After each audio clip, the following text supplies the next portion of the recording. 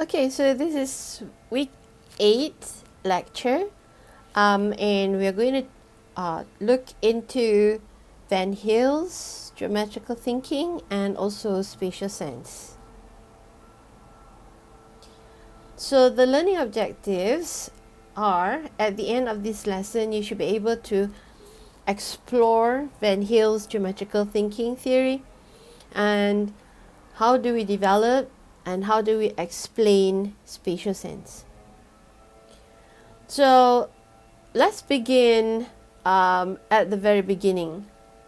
That is, we are looking into shapes. So the shapes that we are looking into will be 2D and 3D. So before this, we have already discussed what the D letter actually means. And then we already know how they look like, and also their properties. So when we say 2D and 3D, we are specifically looking at polygons. And polygons actually means, poly means many, gons means sides. So many sides or many lines. Okay.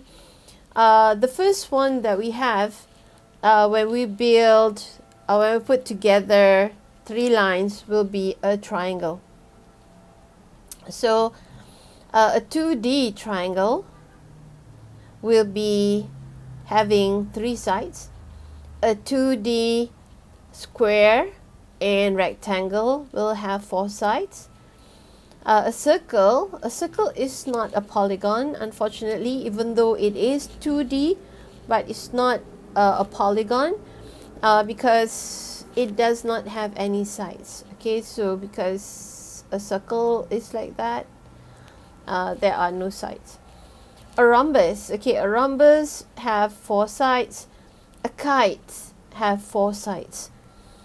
Okay, so any 2D shapes that have straight sides. Okay, so we have to have straight sides. Okay, straight sides. And then from these sides, you have vertices. So they are called polygons. Right? So that means the 2D shape, the smallest 2D shape are triangles, and they have 3 sides. And we have more than 6 sides of polygons. So these are the names of polygons with more than 3 sides, because 3 sides we call them triangles. So here we have 4 sides. Okay, we have 4 sides, and we have square, we have rectangle. These are the shapes, the 2D shapes that children can associate with because they see it every day, even though they don't know that their window looks like a square or their window looks like a rectangle. Rhombus and trapezoid. Okay, trapezoid US or trapezium is UK. So since they have 4 sides, we have a different name for these polygons. Okay, so we have polygons. So we have the 3 sides. These are all called triangles. And then we have the 4 sides. So for 4 sides, we have a different name for them, which is quadrilaterals. Quad means 4. Okay, so quad. Okay, and then quadrilaterals. That means they have 4 straight sides. Trapezoid. Isosceles trapezoid. And then we have parallelogram. we have kite, we have rhombus, square, and rectangle. Okay, so first of all, you need to remember we have polygons, which consists of triangles, 3 sides, 4 sides, 5 sides, 6 sides.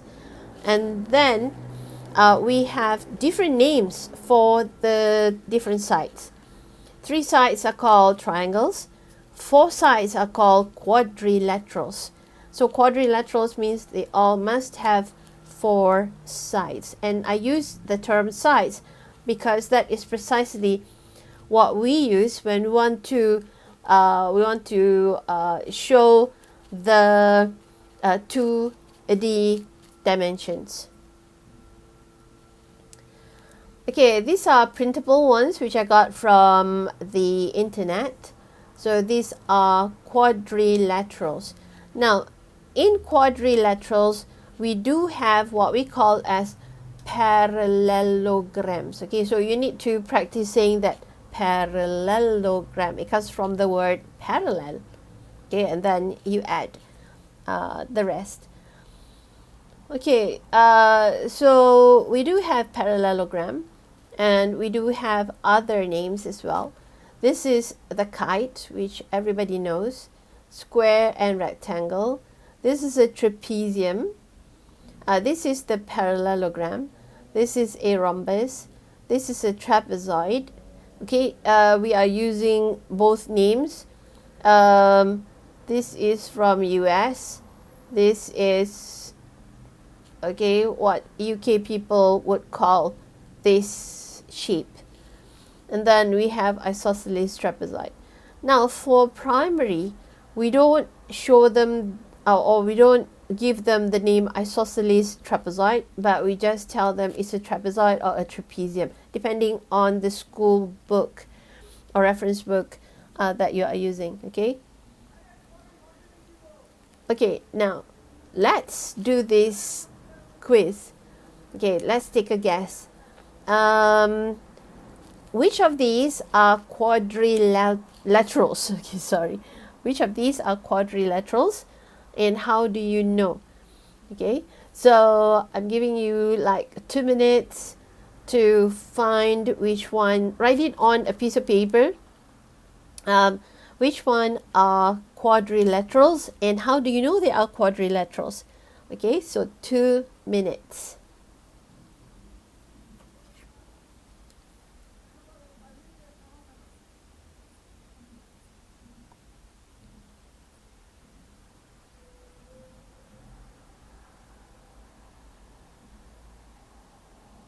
Okay, so you can pause this video and look at and try to find the answer.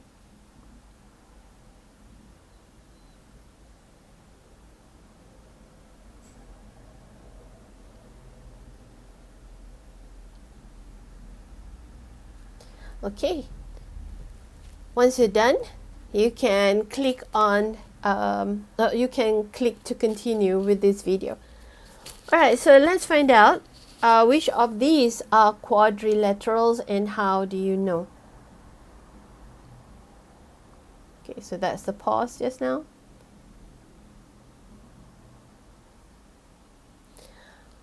Okay, how do we know? Quadrilaterals actually means 4 sides. So they must have 4 sides. So like some of the drawings here or the 2D shapes here, they don't have 4 sides. So let's see which one are quadrilaterals. Okay. All right. So these are the answers to which one of these are quadrilaterals. Okay, so based on the idea that each 2D shape must have 4 sides. So it's A, it's B, it's C, it's P, Q, R, S, D, and also W. So if you get all this correct, yes, good job. Okay, next, let's take another guess based on this. So we have quadrilaterals now. But now we want to find parallelograms. And how do you know they are parallelograms? Okay, so we're going to pause this video. There's nothing playing. I'm giving you 2 minutes again. Okay, so pause. 2 minutes, counting down. Okay, and work on it.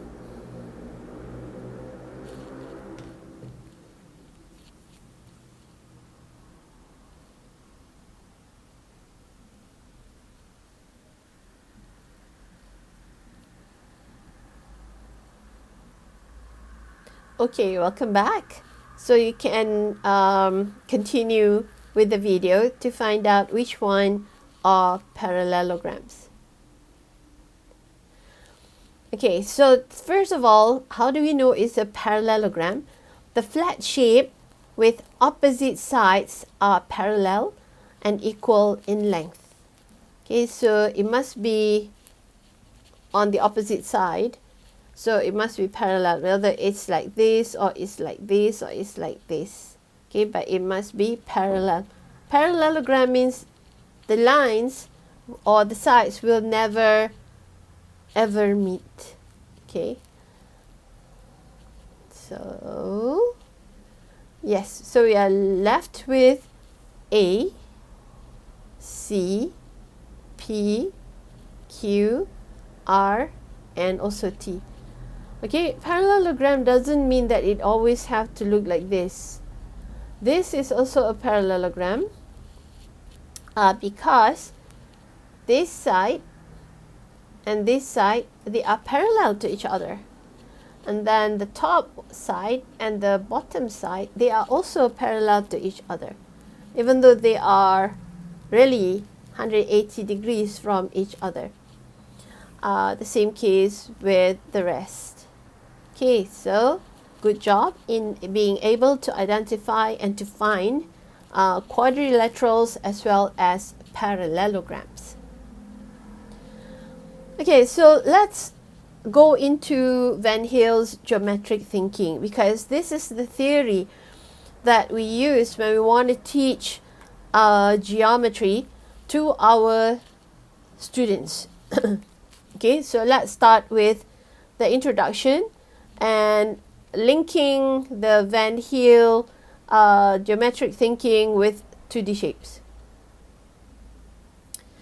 Alright, so Van Hiele's, some would say Van Hiele's, whichever way you want to pronounce it. Okay, so this is the founder for the Van Hiele geometric thinking, Pierre Van Hiele, 1959. Actually, he and his wife, they were teaching geometry, and then they found out that their students were struggling with geometry. Okay, so this is where we go into history to find out how Van Hiele, him and his wife, came up with this. Okay, so you can click on this link here, and you can watch what this slide share is all about. You have to be patient because this slide share is an old slide share, and sometimes and now they have inserted advertisements. So you just have to be patient, or you can download the write-up. Okay. So that is to look into the history of Van Hiele's geometric thinking. History is important, so when we know the history, we know how we could teach our students in the future. Okay. So now we know the levels in Van Hiele's levels of geometric thinking. How do we use it? Okay. Let me just show you this. Alright, so this is actually the slide share. Last time it's very easy to actually just go through it. So you can download. Okay, you can download if you. Oh, okay, I'm not logged in, so you can actually download. So this is Pierre Van Hiele. His wife's name was Dina Van Hiele, if I'm not mistaken. So you see that it is rather slow, or you can actually just go and download the whole thing here. Okay. So this is the biography of Pierre Van Hiele. So Van Hiele was famous for his theory that describes how students learn geometry. He was born in 1909 and died November 1st, 2010. This theory came about in 1957 when he got his doctoral at Utrecht University in Netherlands. Okay, I'm sorry if I pronounced the name of the university wrongly. Okay, someone, if you know how to pronounce it, do let me know. Now, he was also a publisher. He published his book titled Structure and Insight in 1986, which further described his theory. The theory came about by two Dutch educators, Dina van Hiele and Pierre Van Hiele. They are husband and wife, actually. So, critical examination of how students learn based on Van Hiele's theory. So, based on their theory, there are 5 levels to describe how students learn or how to understand geometry. So, they start with level 0, which is visual or visualization. And then level 1, they call it description. We call it analysis. And then level 2 is relational, which is informal deduction or informal reasoning or informal deduction. Okay. And then level 3 is deduction, formal deduction. And then level 4 is rigor. So there are so many names they place into each level. Okay, so level 0, which is visual. So this level begins with non-verbal thinking. Okay, be very careful at level 0. The student shouldn't be describing anything. They only describe, this looks like a square. This looks like a rectangle. This looks like a kite, for example. So it's a non-verbal thinking. Shapes are judged by their appearance and generally viewed as a whole. They are not trying, the students are not trying to find their properties, rather than by distinguishing parts. So it's as a whole. Or this iPad looks like a rectangle. That's it. That's a whole. Okay, for example, student might just look at a rectangle and identified it as a door shape, because that's how they first learn. Okay, so they would identify two shapes as congruent because they look the same, not because they share the same properties. So they don't know properties at level 0. That's why they look at things as a whole. If they look at a square, and they saw, let's say, some kind of food that looks like a square, then they will say, oh, this food looks like a square. Okay. All right. This is where the advertisement comes in, because before this we don't have any advertisement. Okay. Skip. Alright, so level 1, descriptive or analytic, or we call it analysis. This is where students develop the ability to recognize shape by their characteristics. Okay, so that means we are looking into properties. For example, the teacher may ask the student, what is a rectangle? Spontaneously, they will reply by saying, it is a shape with 2 pair of equal sides and 4 right angles. Okay, so students at this level still do not see relationships between the classes of shapes. So they only know how to describe the properties. And to them, anything that describes the properties, they are important at this point. Now, level 2, abstract or relational, or we call it as informal deduction. This is where students are able to form theoretical definitions, distinguish between necessary and sufficient sets of conditions. At this stage, student can group shapes by properties. Okay, so for example, they may say a square is a rectangle, but a rectangle is not a square. Okay, so they can see the relationship between a square and a rectangle, right? So at this point, they are able to relate, they are able to use their informal deduction to deduce which one is the same or has the same characteristics or properties, which shapes do not. Okay, so let's go back to this.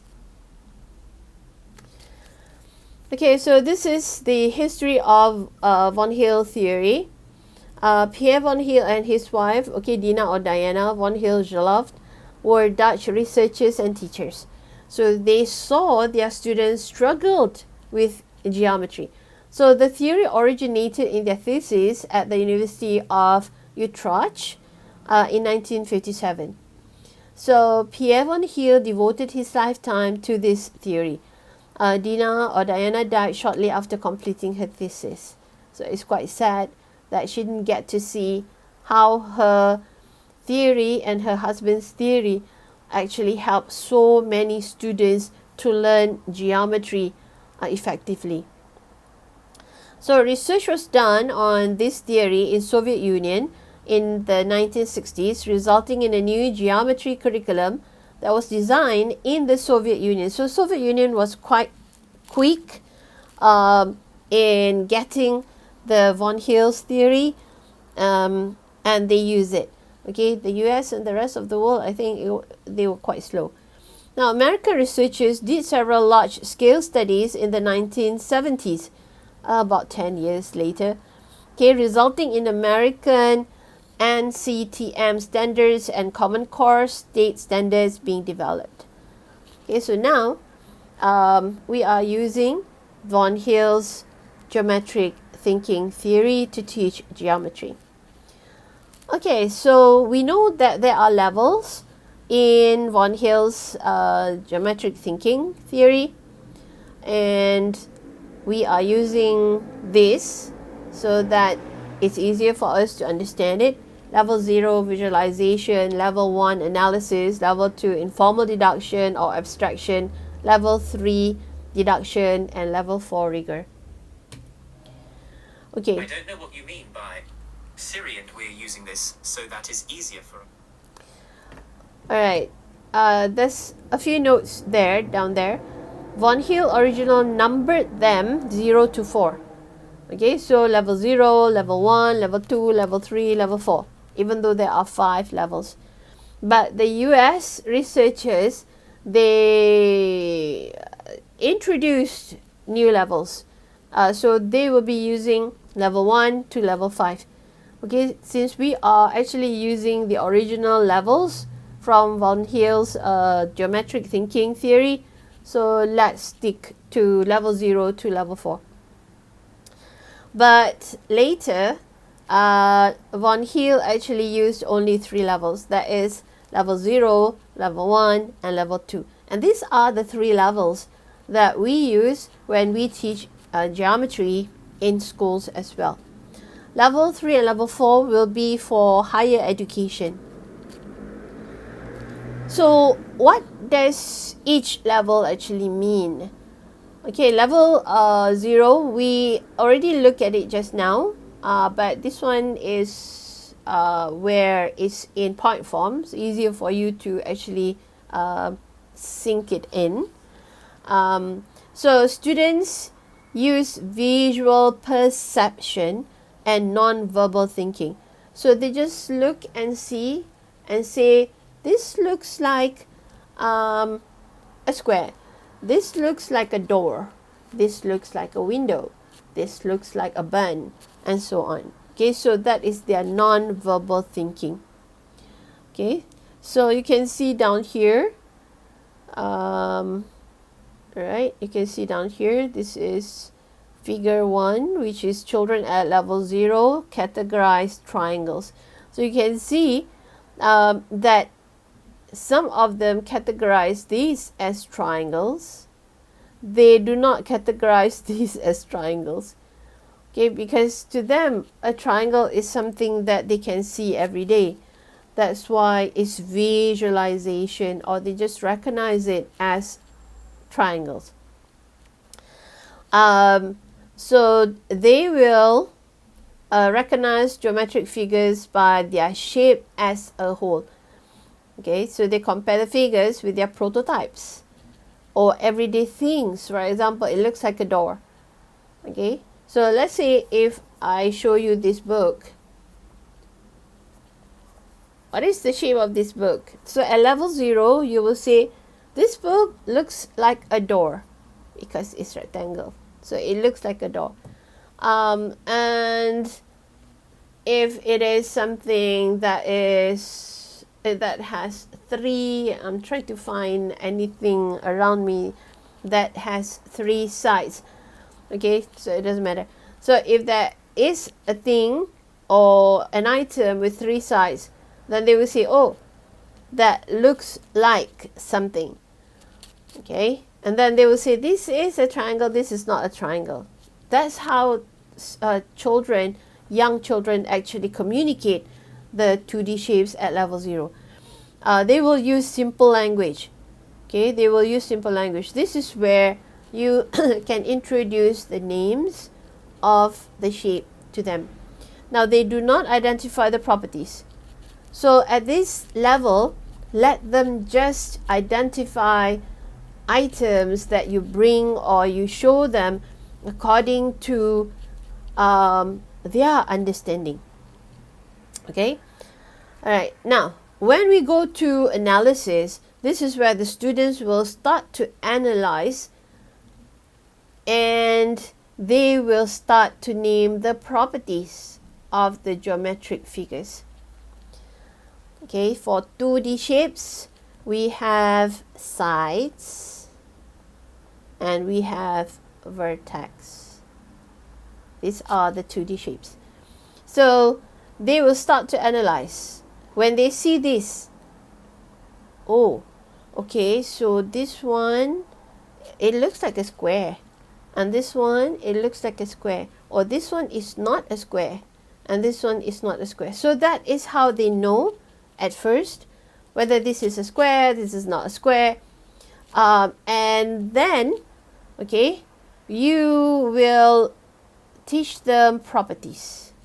The properties, the sides, how many sides, the vertex, how many vertices or how many vertex there are. But they do not see the relationships between the properties. Not yet. Like for square and also rhombus, what are the similar properties that they have? Okay, and also rectangles, for example.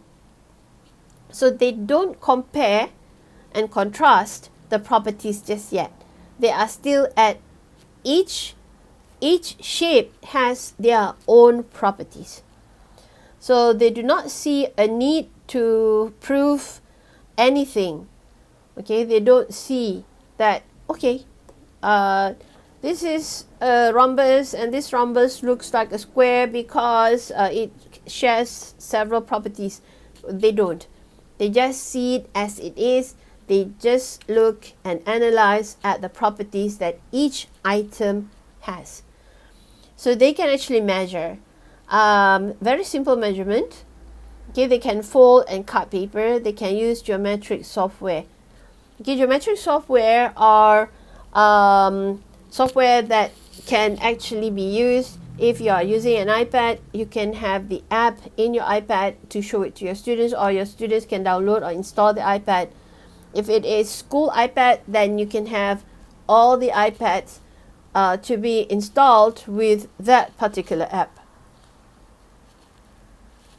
Now, level 2, abstraction of informal deduction. I prefer to use this term because it's easier for me to relate from level 1 to level 2. So at this particular level, this is where the students now would be able to perceive relationships between properties and figures. Okay, So they can create meaningful definitions, and they are able to give simple arguments to justify their reasoning. This is where they use the properties to reason. Okay, they geometric reasoning. So they will say this is a rectangle. Okay, this book has the shape of a rectangle because this side is longer than this side. It has two parallel sides, and this is two parallel sides, and the angles are all right angles. Okay, so that is when they are able to use the properties to find the relationships between different 2D shapes, and they can draw logical maps and also diagram. This is where they can start drawing. They can use sketches, grid papers, or geometric software. Okay, and Van Hill wrote that students have not yet achieved this level of informal deduction if they're not able to find the relationship between the properties and the figure here. Okay, so this is an example. Here you can see down here that children at level 2 can draw a logical map of parallelograms. Okay, so you give them different shapes, and then they themselves put it into this. Okay, the Venn diagram. Alright, for level 3, formal deduction. This is where it's for higher education. Students can give deductive geometric proofs. So at this point, they are able to come up with the formula, or deduce the formula, or they can write the formula down, and then differentiate between necessary and sufficient conditions. So they have all this: identify which properties are implied by others, and role of definitions, theorem, axioms, and proofs. So if you want to find out what axiom is, you can click on the link there, and proofs, you can also click on the link there. Now for rigor, is also for higher ed. Those who are specializing in mathematics, their course is on maths alone. So students would understand the way how mathematical systems are established, more of deriving formulas from something. Okay, and then they are able to use all types of proofs. We have Euclidean and non-Euclidean geometry, so you can actually click on the link to find out what they are, and they're able to describe the effect of adding or removing an axiom on a given geometric system. Okay, so we're not going into that one. We are looking looking at levels, level 0 to level 2. Okay, here's an example which I took from Mathematics Teaching in the Middle School, volume 16, number 4, November 2010. So this is to show you at level 0, which is visualization. The description is: see geometric shapes as a whole. This is the keyword. Do not focus on their particular attributes. Okay, when they say attributes here, they are referring to properties.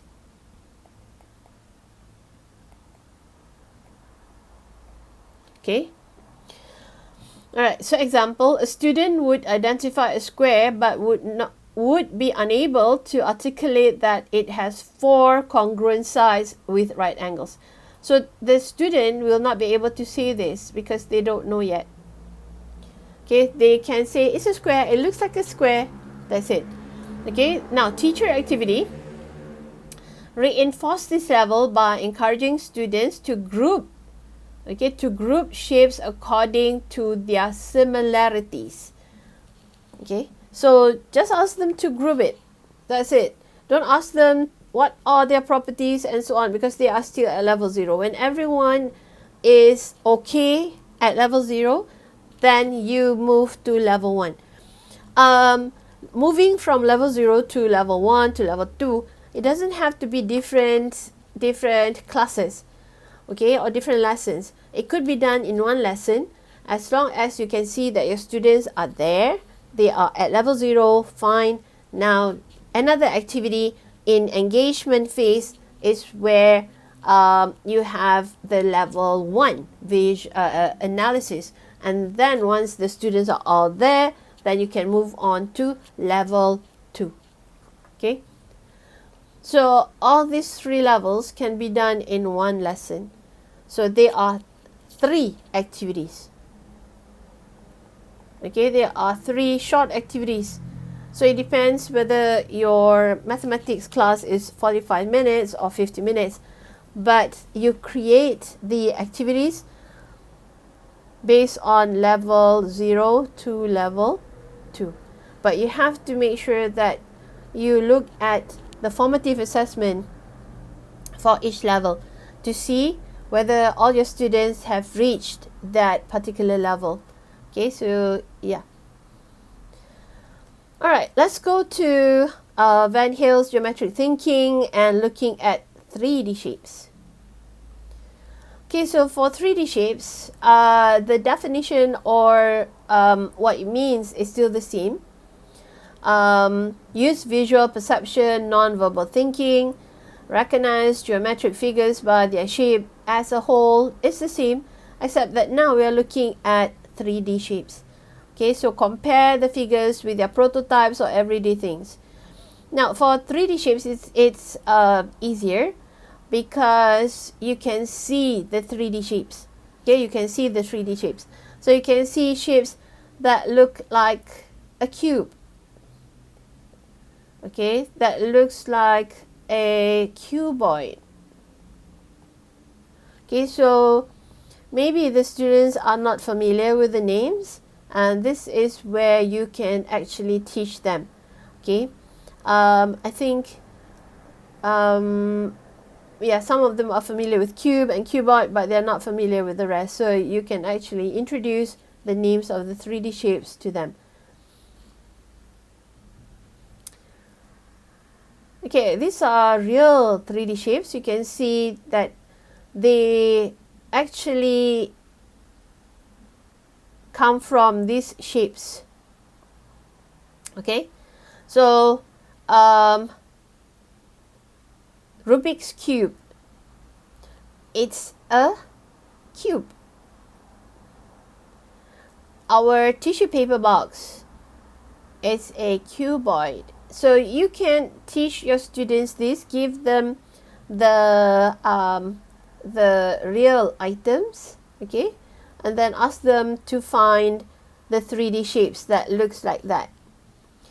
Okay, so the pyramid is square-based pyramid, and then we have the cylinder, we have this Toblerone that looks like a triangular prism, and then this is a chemical compound or chemical bond, okay, where it has 4, the base is 4, and then they have 2 pyramids up and down. This is one pyramid, this is another one pyramid.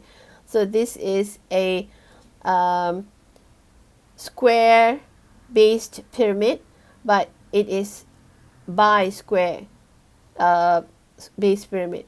And then this is cornetto ice cream, which is actually a cone. And then this is where it is in France. It is actually a triangular based pyramid. Okay, up here we have our sphere. Okay, so our sphere. It is 3-dimensional, but it is not the 3-dimensional that we will be looking into.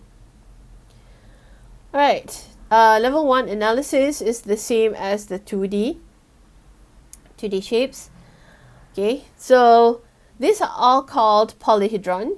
They are 3D shapes with flat surfaces and also straight edges. So they must have straight edges.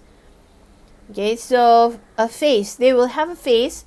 The face is actually a flat surface of a polyhedron. Okay,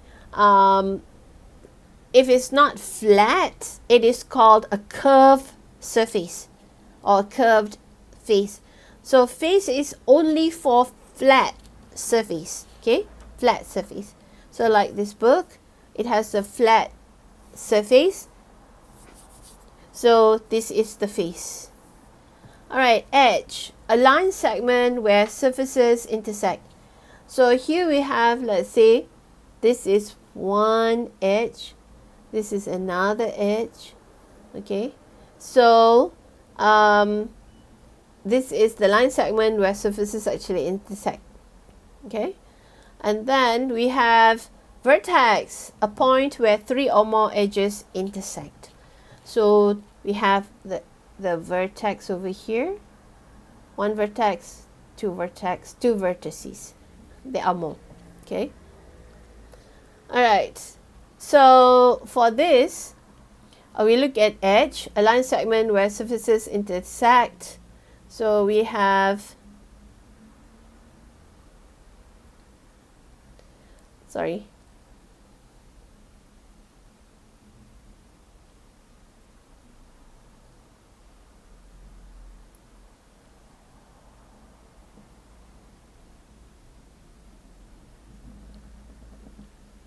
okay, let's go back to edge, a line segment where surfaces intersect. All right, we have the cube. So we have this edge and we have this edge. Okay, so the line where this is the first face, this is the second face. So this first face and this second face, they meet. This is an edge. So this one meets up with this one. This is another edge. This one meets up with this one. This is another edge. So that's the meaning of a line segment where surfaces intersect. Now for a face, a flat surface of a polyhedron. So this is a flat surface, this is a flat surface, this is a flat surface. As long as it's flat, so it has a face. The next one is vertex, a point where three or more edges actually intersect. So we can see here, this is a vertex, another vertex, another vertex. This is a vertex, this is a vertex, vertex, vertex. This is one. This one, none. Okay, for level 2, informal deduction for 3D is the same description for level 2 informal deduction for 2D. Okay, this is where the students will start to perceive relationships between properties and figures. So they will see which one actually has the same properties and which one does not. Okay, so here we have the polyhedron, 3D shapes with flat surfaces and straight edges. So we have this part is polyhedron and this part is non-polyhedron. So we have all the 3D shapes here. So let's put them under the title that they should be. Okay, so that they go. Oh, wow. Okay, so the non-polyhedrons are the square, the cone, and also the cylinder. Polyhedron will be the square base pyramid, the bi-square base pyramid, and then we have the cube, the cuboid, and so on. Okay. All right. The next one is edge. Okay, the edge, a line segment where surfaces intersect. So we have, this one has one edge. This one has two edges. This one has 6 edges. And this one has 8 edges. And this one has 9 edges. Okay, oh, we have one more, 12 edges down here. One is the cube, another one will be this, and another one will be the cuboid. Now we do have a 3D figure which does not have any edges, which is the sphere. Now this one is on two types of surfaces. Okay, so we have flat surface, which we call as faces, and we have curved surfaces. So now we have curved, and then but the most prominent ones will be for flat surfaces. Okay, so for this one, a face is a flat surface of a polyhedron.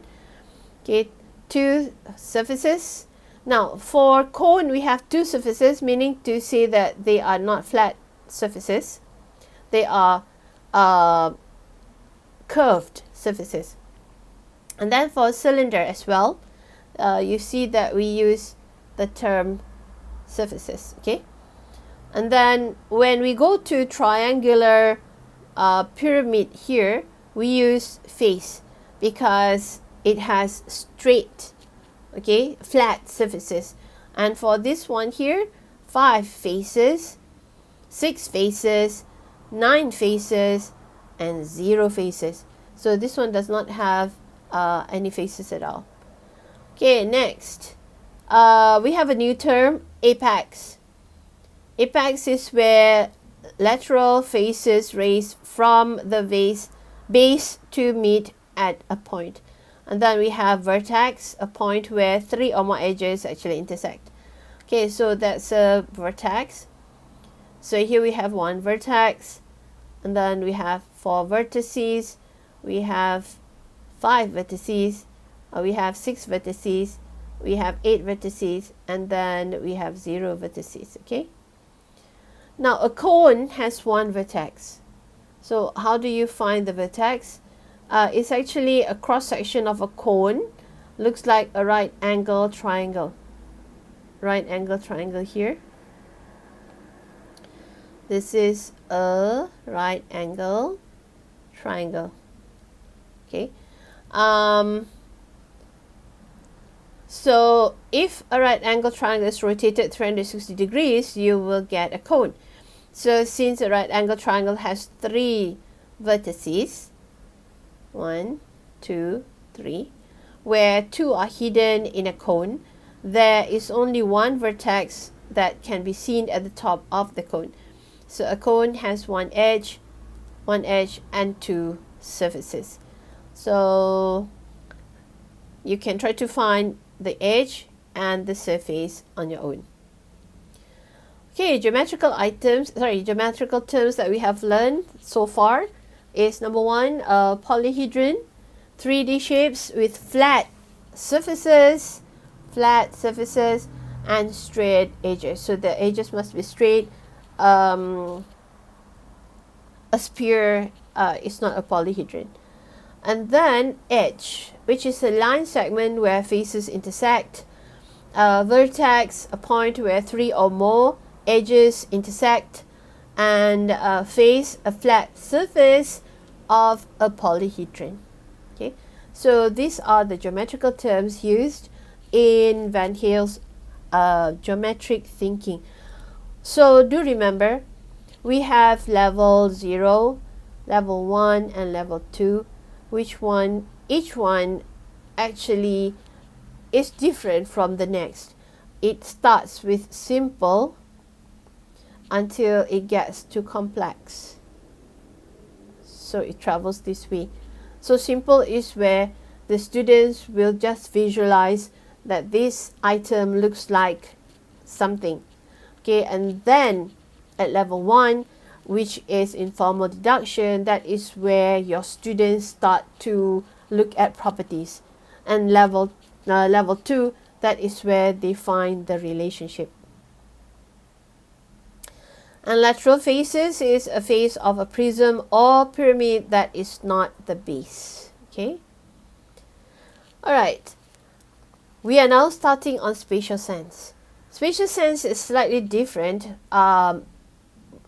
from geometrical thinking, because spatial sense is about space. The space we are in, the space items are in. Okay, so spatial sense, according to Benny and Smith, sorry about that. Okay, 1999, spatial sense is a terminology that can be used in a variety of ways. So example, we have spatial ability. Sometimes you use the term spatial ability, spatial orientation, spatial reasoning, and spatial insight, to name a few. This all refers to spatial sense.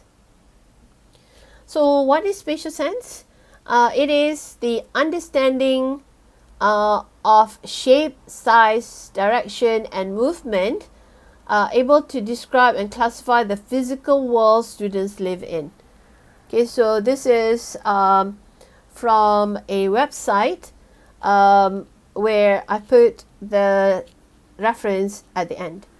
A student must develop spatial sense to be able to make meaning of geometry. Okay, so this was from a research paper by Benny and Smith. Right, so spatial sense is not genetic. That means you will not inherit spatial sense from your parents. It is not in our DNA. Okay, but spatial sense cannot be taught like other skills, but it can be developed. So that means teachers will need to play a role in helping your students to develop their spatial sense. According to Benny and Smith, 1999. Now, a few number of researchers actually place the importance of engaging learners with concrete spatial activities before they are able to form and manipulate visual images. Okay, again, according to Benny and Smith, 1999. So that means before you ask your students to draw a cube at 45 degrees, you have to give them the cube so that they can look at it. Okay, if it is 45 degrees, it looks like this. So you can see from above, from below, from left, from right. Okay, and if you rotate it 15 degrees, so how will it look like, and so on and so forth. So spatial sense is the intuitive awareness of one's surrounding. So you will look at your surrounding wherever you are to see if there is something for you to, let's say you want to put in a chandelier, okay, or you want to add a window, or you want to place a new sofa. So you need to use your spatial sense to be able to visualize all those things in the space, okay, and the objects in them. There is one app from IKEA where you can place this kind of sofa here, this kind of sofa over there, to see whether your living room would look very nice. Okay.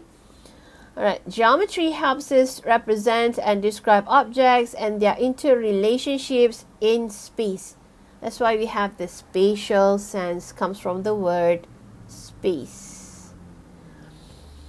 A strong sense of spatial relationships and competence in using the concepts and language of geometry also supports students' understanding of number and measurement. Okay, so if you want to make a dress, you have to visualize the dress, and then you have to take measurement, and then you have to go and buy the material, the cloth of the fabric. What kind of fabric do you want? And then you start sewing. Okay. Now, spatial sense is necessary for understanding and appreciating the many geometric aspects of our world. If you go outside, you look at the buildings, you will see this building looks like a cuboid. The windows are rectangular, they are not squares. The rooftop are all rectangular, and they are placed like this. Okay, why are they placed like this and not like this? Okay, it's because in Malaysia it rains a lot. So if you build your building like where the rooftop is flat like that, there might be rainwater there on top. But if it's like this, all the rains will actually fall down. Okay, so that's the reason why we have such shape for the rooftop. Now, insights and intuitions about the characteristics of two-dimensional shapes and three-dimensional figures, the interrelationships of shapes, and the effects of changes to shapes are important aspects of spatial sense. Okay, so in your mind, you should be able to see the relationship between 2D shapes and 3D shapes. Which 3D shapes actually come from 2D shapes. If you want to put together a square-based pyramid, how many 2D shapes are you using? Okay, we have the square, and then we have a triangle. Okay, how many triangles do you need? 4. So you will place the triangles, okay, around the square, and then you place them all together so that you can get that square-based pyramid. Now, that is spatial sense. Students develop their spatial sense by visualizing, drawing, and comparing shapes and figures in various positions. So for younger children, they need to have concrete items to work with first. Children who are already reaching 11 and 12 years old, they can start using their mind, okay, for spatial sense. If they are not there yet, you need to help them by giving them concrete items as well, concrete manipulatives. Okay, in the Ontario curriculum, students learn to recognize basic shapes and figures, to distinguish between the attributes of an object and that are geometric properties and those that are not. Okay, and to investigate the shared properties of classes of shapes and figures. So this is in the Ontario curriculum. So mathematical concepts and skills related to location and movement are also addressed in the syllabus or the standard. Now, the spatial sense that I look at and that we can use will be from Scala and Brownlow, 2000, stated that spatial ability or spatial sense will consist of mental orientation, which means it's the ability to find any figures that might be rotations of the first figure. So if you have a figure like a square, like a cube, and then you see another cube, but it's the place in space, it looks something like differently spaced, so you can recognize that that is also the same cube. Okay, so if someone says rotate it 90 degrees, so you can actually visualize it in your mind how it looks like when you rotate it 90 degrees. So this needs to be developed. Okay, so that's mental rotation. A lot of jobs actually use mental rotation. One is being architect, okay, and then doctors and engineers. For us teachers, we do use mental rotation as well, so that it helps us to think of how our classroom would look like. Where should we place the board? Where should I put the leaderboard? How will I position group A, group B, group C, and so on. Next is spatial visualization. This is the ability to locate objects embedded in a distracting background. So if you have a drawing, okay, where there are so many lines and so on, there are so many leaves, but you can still find squares and rectangles and cubes and cuboids in that particular drawing. Okay, and then the last one is spatial perception, the ability to draw a vertical line in a tilted box while ignoring environmental cues.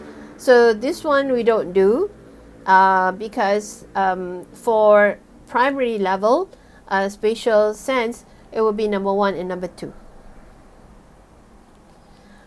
Okay, so just to introduce to you, because most of you do have iPads. If you don't have iPads, this is knowledge. I'm not asking you to buy an iPad. If you don't have it, please don't go and tell your parents to buy you an iPad. Okay, I'm saying it right now. I don't ask you to buy iPads. If you already have them, then I'm sharing the knowledge of what are the iOS apps that you can install and download, so that in the future when you do teach geometry, you can help your students to understand shapes, 2D shapes, 3D shapes better. So I have shapes here. This one is not free, so you can cancel that off. Okay, shapes create, you can try to see it. I've forgotten. Okay, because I use most of the time Foldify, but Foldify you need to pay if I'm not mistaken. Okay, this is the one that I'm showing you in my video. This one is also free. It has a lot of shapes. Your students, if they all have an iPad and you have shapes here, then they can go and look underneath it, they can go and look on top of it, they can go on all sides. So they can also rotate in their iPad. So when they rotate, it goes into their mind, okay, it looks like this, it looks like this, so they can actually visualize. Some of them will need more time to visualize, but eventually they will get there.